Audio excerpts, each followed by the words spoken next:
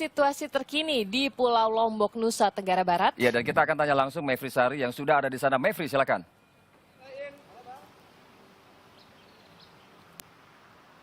Ya, Aris dan Sheila, tempat saya berada saat ini adalah tepatnya di belakang saya ini adalah akses Jalan Malimbu yang menghubungkan antara Kota Mataram dengan Kabupaten Lombok Utara yang merupakan daerah dengan jumlah korban jiwa terbanyak yang terdampak akibat dari gempa yang terjadi pada Minggu malam lalu.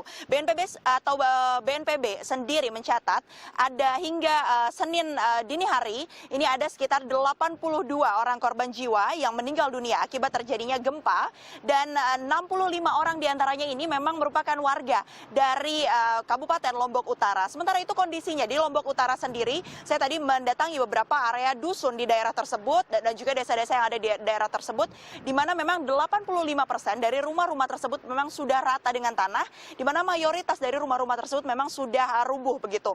Dan beberapa warga kemudian akhirnya harus mengungsi di tenda-tenda sementara yang mereka dirikan di lapangan terbuka, karena mereka sendiri mengakui selain memang tidak bisa lagi berlindung di rumah mereka ini juga tidak berani untuk berada di dalam bangunan yang memiliki atap karena mengalami trauma begitu. Karena memang beberapa anggota keluarga mereka ini mengalami luka-luka hingga beberapa di antaranya juga mengalami meninggal dunia begitu. Dan tadi juga saya sudah mendatangi salah satu puskesmas yang berada di area sini, yaitu Puskesmas Nipah yang juga terletak di Kecamatan Pemenang, Kabupaten Lombok Utara, di mana kondisinya ini sudah rusak parah. Puskesmas 2 lantai ini rusak parah, sehingga mereka harus mendirikan instalasi gawat darurat sementara di halaman puskesmas tersebut, hanya dengan beralaskan terpal yang berhasil mereka amankan dan juga tikar yang mereka bawa dari rumah masing-masing, dan juga dengan bantuan obat-obatan yang berusaha mereka selamatkan dari dalam gedung puskesmas tersebut.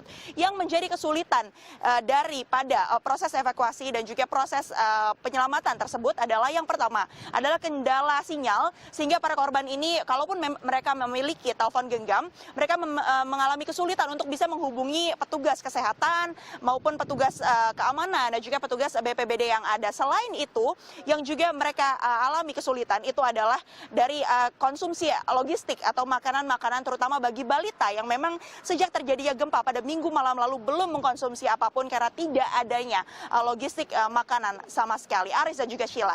Ya,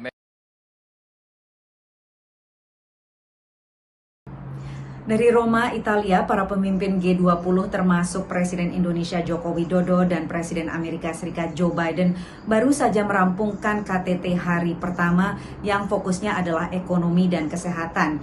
Besok mereka akan berlanjut membahas isu-isu iklim, perubahan iklim dan mitigasinya. Namun hari ini satu hal besar yang bisa dicatat adalah mengenai kerangka kerja yang diajukan oleh Indonesia dan juga Amerika Serikat terkait kesiapan menuju pandemi yang akan datang.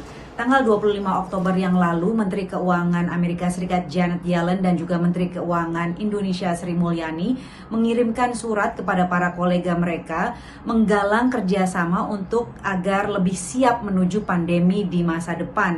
Hal lain yang juga bisa dicatat dari KTT G20 hari pertama ini adalah kesepakatan para pemimpin G20 untuk mendukung perjanjian Global Minimum Tax. Ini adalah di mana para negara-negara, 136 negara, di mana para negara-negara sepakat agar pajak yang dikenakan kepada perusahaan-perusahaan besar di seluruh dunia itu tidak kurang dari 15%, dan juga agar perusahaan-perusahaan besar di seluruh dunia itu dikenai pajak di mana mereka beroperasi, bukan hanya tempat kantor pusatnya saja.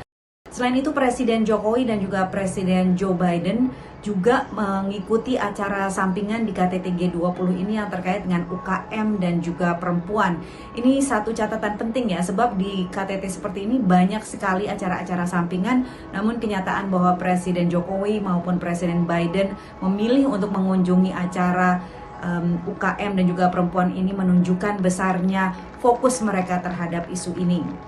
Esok pada KTT hari kedua fokusnya akan beralih ke isu perubahan iklim menjelang KTT berikutnya, yaitu COP26 di Glasgow, Scotland. Ini adalah KTT iklim PBB yang akan berlangsung pada hari Senin dan Selasa.